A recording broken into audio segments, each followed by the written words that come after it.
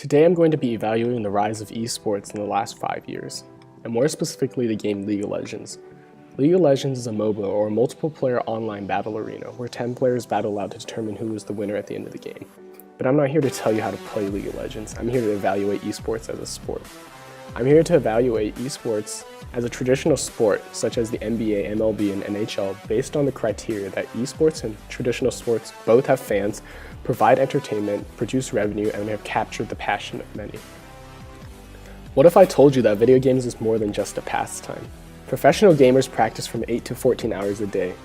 Streamers stream from 9 o'clock in the morning to 9 o'clock at night.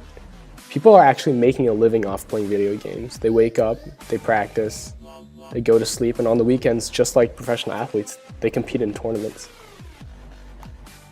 What if I told you that you can make millions playing a video game? Faker, the best player in League of Legends, made close to $2 million last year in prize money and sponsorships. While that doesn't equate to as much as LeBron James makes in the hundreds of millions, it's still a step near, and it's still a lot of money. League of Legends, just as sports does, has Red Bull sponsors, Coke sponsors. They have these big name sponsors, and kind of like the NBA has their Sprite Dunk Contest, League of Legends has their Coke Zero League of Legends League.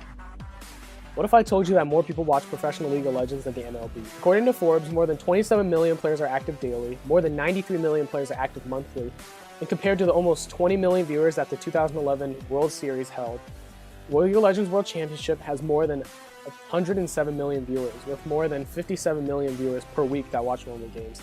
There are more viewers on Twitch than on most cable networks every night. What if I told you that video games have surpassed the music industry? The music industry brought in $48 billion last year, and the video game industry brought in $71 billion. It is fast approaching the movie industry and is likely to overtake it within the next 4 years. What if I told you that there's an athlete who can barely do a pull-up? These professional gamers aren't fit in the traditional physical sense. Instead, they're mentally strong. Andy Walsh runs Red Bull's athlete development program. At some point, somebody came to you and said, we want you to start working with gamers. You're a guy who's worked with Olympic athletes. Did you say, hang on a minute here? No, I was actually the opposite. I was really excited.